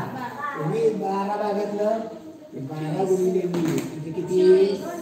240 किलोमीटर. किती अंतर आहे? 240 किलोमीटर. पुढे एका शहरातील 25 व्यक्तीपैकी 8 व्यक्ती नोकरी करतात. तर 25,500 लोकसंख्या असणाऱ्या शहरात नोकरी करणाऱ्या व्यक्तींची संख्या कसं सोडवायचं? 25 पैकी 8 व्यक्ती नोकरी करतात. मांडणी सांगा. 25 ला 8 तर 25,500 कुठे येऊ? 25,500 लोकसंख्येमध्ये X. 25 माणसामधले 8 जण नोकरी तर 25,500 मध्ये X. मांडणी काय? X बरोबर 25,500 गुणिले 8 भागिले 25 एके 25 शून्य राहिला वरनं 5 घेतले उतरून भाग जात नाही, भाग लागेल. आता वरनं पुन्हा शून्य घेतला 50 झाले 25 दुने 50 50 50 गेले शून्य पुन्हा शून्य घेतला उतरून भाग लागेल. 1020 गुणिले 8 करा 8 शून्य 8 दुने 1646 8 एक 0 0 ने 1 8 एक किती जण नोकरी करणारे? 8160 जण नोकरी करणारे आहे. दोन देशामधील अंतर दाखवण्यासाठी 1 सेंटीमीटर बरोबर 1500 किलोमीटर. पहा आता जगाचा नकाशा आहे. जगाच्या नकाशामध्ये जेव्हा अंतर दाखवायचं असतो जगाचा मोठा खूप नकाशा होईल. तो छोट्या बसवण्यासाठी त्याचं प्रमाणात वापरलं जातं. प्रमाणात रचना करण्यासाठी काय केलं जातं? दोन देशाच्या अंतर दाखवण्यासाठी 1 सेंटीमीटर बरोबर 1500 किलोमीटर. 1500 किलोमीटर हे अंतर म्हणजे दोन देशाच्या राजधानीतील अंतर 18,750 किलोमीटर. 18,750 किलोमीटर दाखवण्यासाठी किती अंतर दाखवणार आहे? माझ्याने काय होईल? 1 सेंटीमीटरला 1500 किलोमीटर तर किती सेंटीमीटरला 18,750 किलोमीटर. मांडणी सांगा. X बरोबर 1000.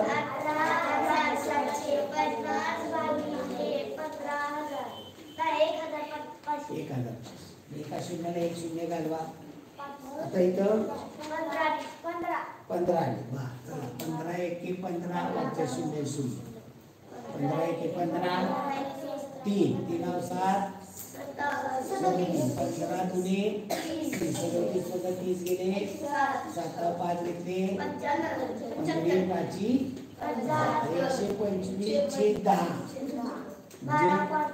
12.5 सेंटीमीटर. त्या दोघांमधला अंतर 12.5 सेंटीमीटर दाखवलं म्हणजे ते किती होणार आहे? 18,750 किलोमीटर. पुढे पहा. खालील स्तंभालेखात पाळीव प्राण्यांची संख्या दाखवलेली आहे. त्यावरून स्तंभात पहा. कुत्रे किती दाखवलेत बघा? 300. कुत्रे किती दाखवले? कुत्रे 300. मांजर किती आहेत? मांजर 100 आणि 200च्या मध्ये आहे म्हटल्यानंतर 150. घोडा किती आहे? 100 आहे. आणि बैल किती आहेत? 250. हे लक्षात आलं. काय म्हणले? सर्वात मोठ्या या आकाराने सर्वात मोठ्या असणाऱ्या प्राण्यांची संख्या किती? आकारात मोठा कोणता आहे? त्याची संख्या किती आहे? 200. आता संख्या मूळ पहा. 100 25 5 100 25 5 256 64 8 144 36 6. आता इथं पर्यायामध्ये कोणता गट बसेल पहा. आता इथं याच्यानुसार काढता येत नाही. इथे 5 आहे, इथे 8 आहे, इथे 6 आहे. 5 6 7 असं असतं तर आपल्याला करता येईल.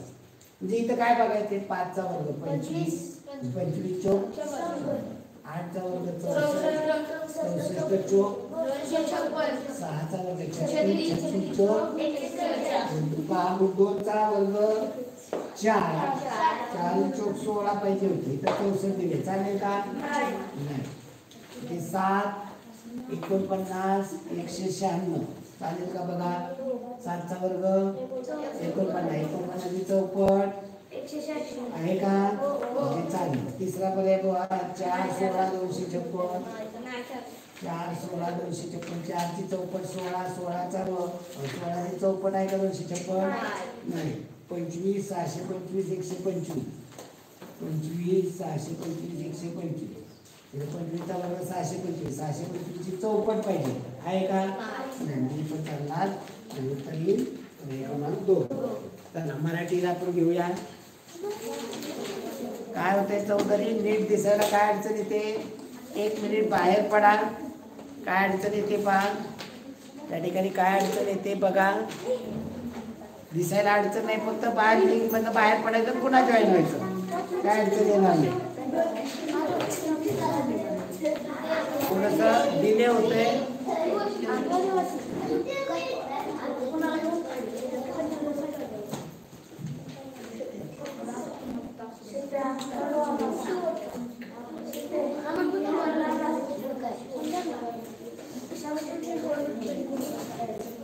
मराठीचं घ्या. दिसते का बघा चौधरी व्यवस्थित?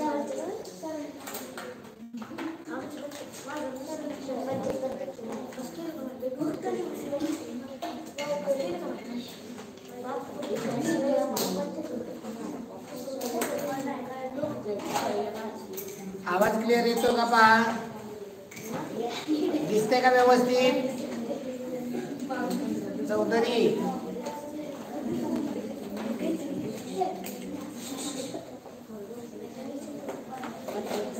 ओके. काय होतं एखाद्या वेळेस रेंज आपल्या मोबाईलची वगैरे कमी जास्त होते, त्यामुळे असा प्रॉब्लेम येतो, तेव्हा आपण तिथं लक्ष द्यायचं. चला मराठीचं पाहूया. चला मराठीचा उतारा काढा.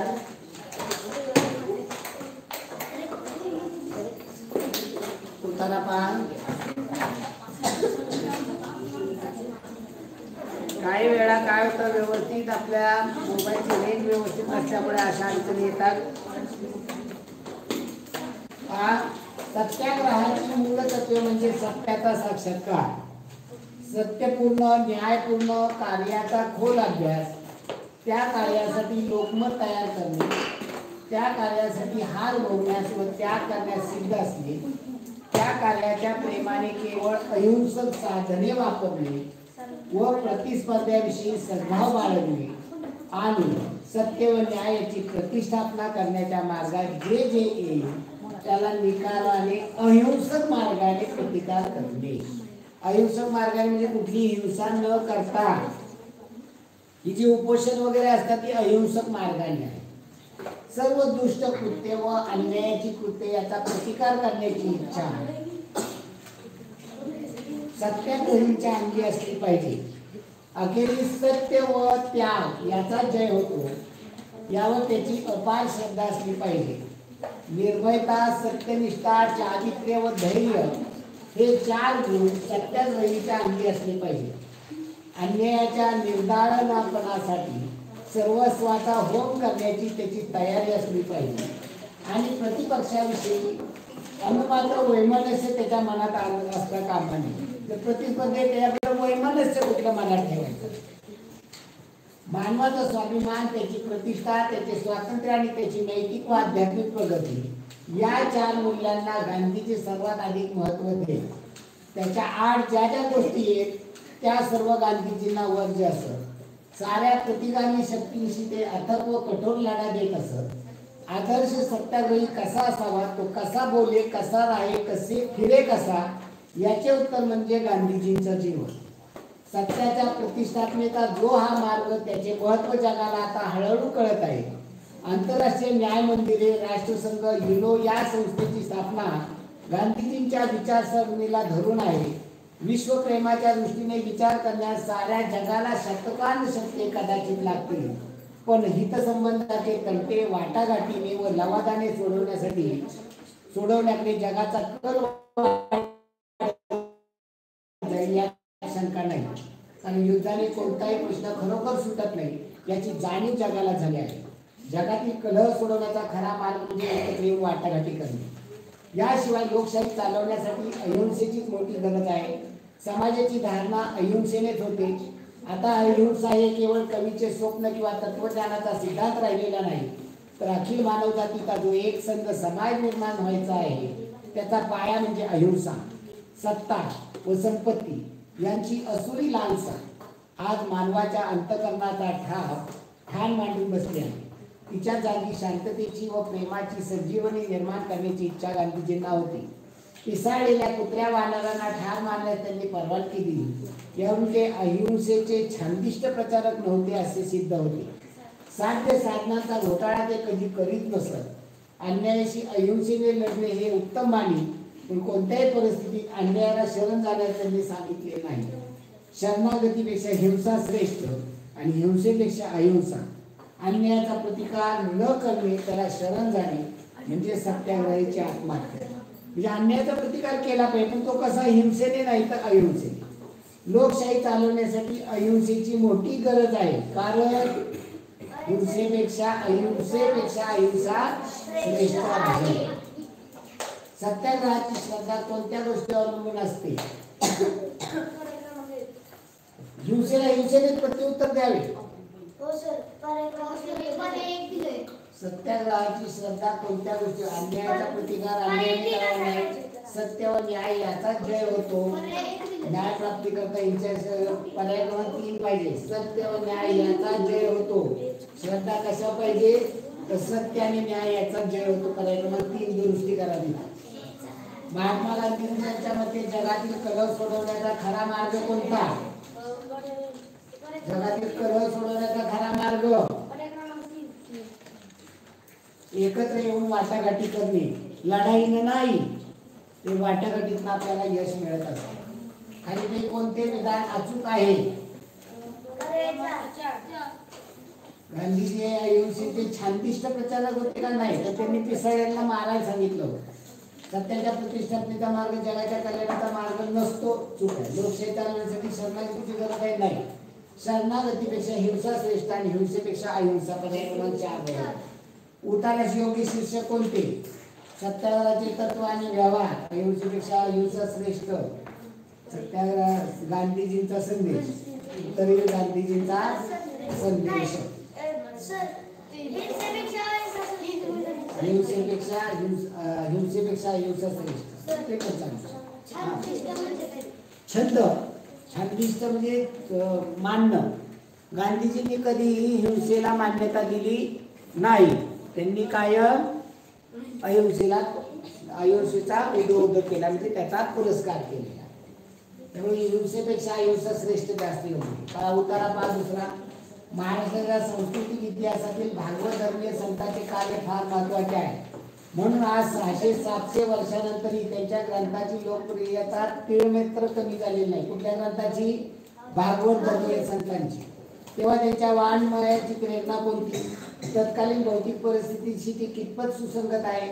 समाजाच्या प्रगतीला संतांची विचारसरणी खरोखरच विघातक झाली आहे का? इत्यादी प्रश्नांची निरनिराळ्या दृष्टीने पुन्हा पुन्हा चर्चा व्हावी हे स्वाभाविकच आहे. गेल्या 60-70 वर्षात न्यायमूर्ती रानडे, लोकमान्य टिळक, राजाराम शास्त्री विद्वानांनी हा विषय हाताळलेला आहे. न्यायमूर्ती रानडे यांनी rise of the Maratha power या आपल्या ग्रंथात अत्यंत व्यापक व समतोल बुद्धीने संत चळवळीचे समालोचन करून या प्रश्नांना तोंड फोडले. शिवकालीन राजकीय आंदोलनाची वैचारिक व भावनात्मक पार्श्वभूमी संत मंडळाच्या कार्यातून तयार झाली असा त्यांच्या विवेचनाचा इत्यर्थ आहे. रानड्यांच्या वृत्तीत श्रद्धा व चिकित्सा, राष्ट्राभिमान व सत्यनिष्ठा यांचा बेमालूम मिलाप झाला आहे. त्यामुळे कोणत्याही प्रश्नाची चर्चा करताना त्याच्या विधायक बाजूवरच ते नेहमी जास्त भर देतात. उणिवा दाखवल्या नाही. भागवत धर्म व महाराष्ट्र धर्म याचा समन्वय त्यांनी साधला, पण त्यातील विरोधाची मीमांसा मात्र केली नाही. राजवाडे, भावे इत्यादी राष्ट्रवादी लेखकांना हा उदार दृष्टिकोन मानवला नाही. संतांचा भक्तिपण त्यांना निष्क्रियतेचा व निबळपणाचा वाटला. पुनर्जीवनासाठी राष्ट्रवाद हा त्या काळच्या मध्यमवर्गीय सुशिक्षितांचा युगधर्म होता. युरोपचा इतिहास वाचून राष्ट्रवादाची महती त्यांना पटली होती, पण हा नवा विचारप्रवाह भारतीय इतिहासाच्या अनुपातात घोळल्याशिवाय ग्रहण करणे त्यांना इष्ट वाटले नाही.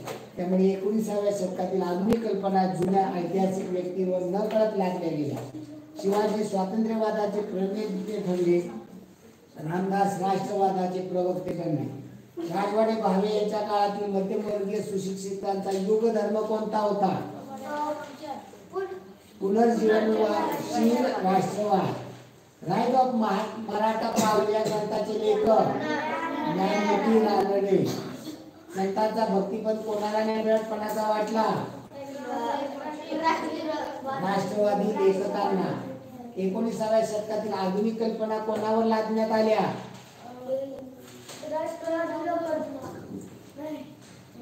तर 19व्या शतकातील आधुनिक कल्पना संतांवर लादण्यात आल्या. संत काय या कल्पनेचे नव्हते.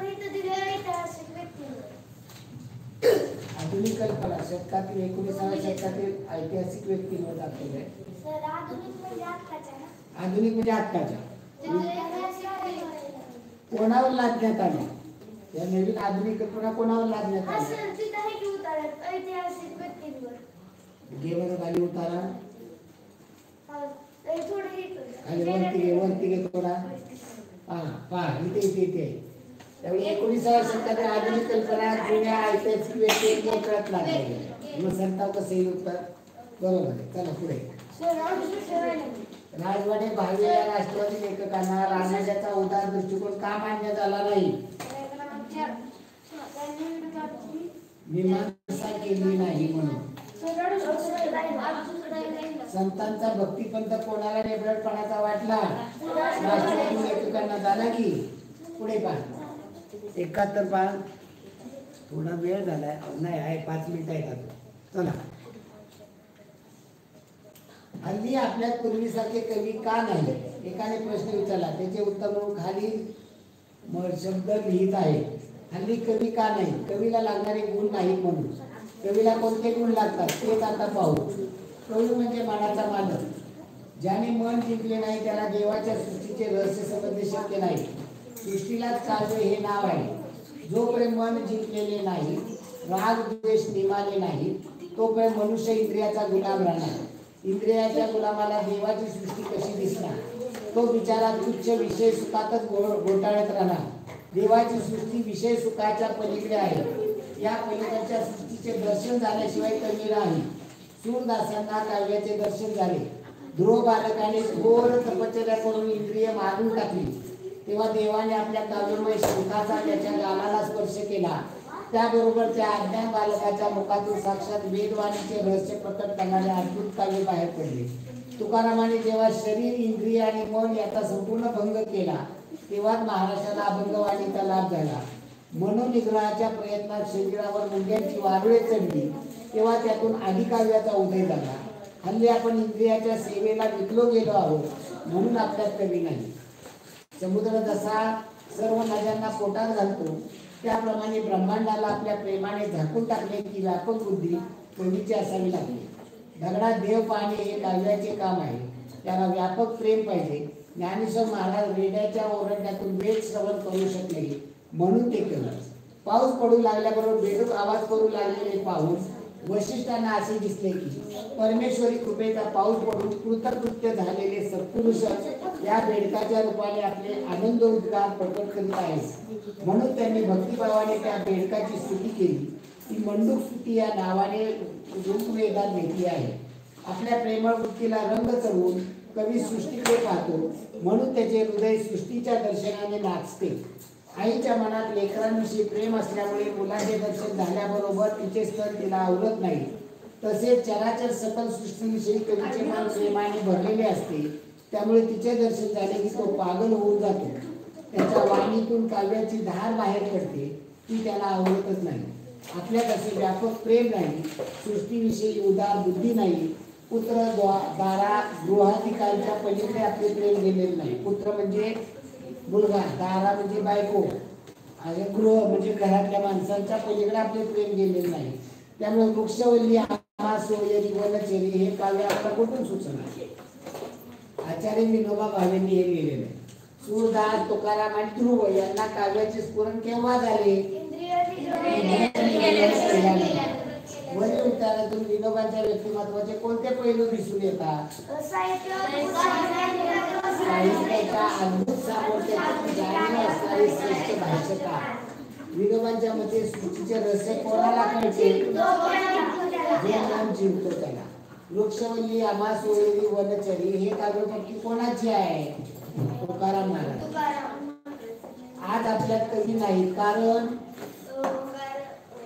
व्यापक बुद्धीचा इंद्रिय निग्रह नाही, इंद्रिय निग्रह नाही. उतारा चौथा, मुलांनी मुलींनी आणि एका बाईंनी झालेल्या वादात मला एकटे वाटले. बाई स्मित करीत माझ्याजवळ आल्या, त्यांनी आपला हात हळूहळू माझ्या खांद्यावर ठेवला, विचारले तुझं नाव काय? अभ्यंकरनी पुटपुटलो. मोठ्याने सांग म्हणाले, म्हणजे मला ऐकू येईल. त्या म्हणाल्या. मी प्रयत्न केला पण मला माझे ओठ कोरडे पडले होते, बहुता चिकटलेले होते, मला तोंड उघडता येईना. मग बाईंनी मला माझे नाव फळ्यावर लिहायला सांगितले. मी फळ्याकडे गेलो, पांढरा खडू उचलला आणि आता लिहिणार सोड माझ्या मनात एकदम पोकळी निर्माण झाली. माझे नाव मला नाव माहीत होते, ते कसे लिहायचे ते माहीत होते, पण इतक्या मुलांसमोर, मुलींसमोर आणि बाईंच्या समोर उभे राहताना मला अस्वस्थ वाटत होते. मुलाला आपले नाव लिहिता आले का? नाही. कारण खाली बसून बोलणारे, उभा राहून तुम्हाला भाषण करा म्हटलं की अस्वस्थ झाले. पुढे या उत्तरात सर्वात उचित शीर्षक काय होईल? बाई मुलाच्या बाबतीत टिंबटिंब होत्या, सहानुभूती दाखवल्या. या उत्तराला सर्वात उचित शीर्षक लाजरा मुलगा. पुटपुटलं या शब्दाचा अर्थ, पुटपुटलं याचा अर्थ हळू आवाजात म्हण.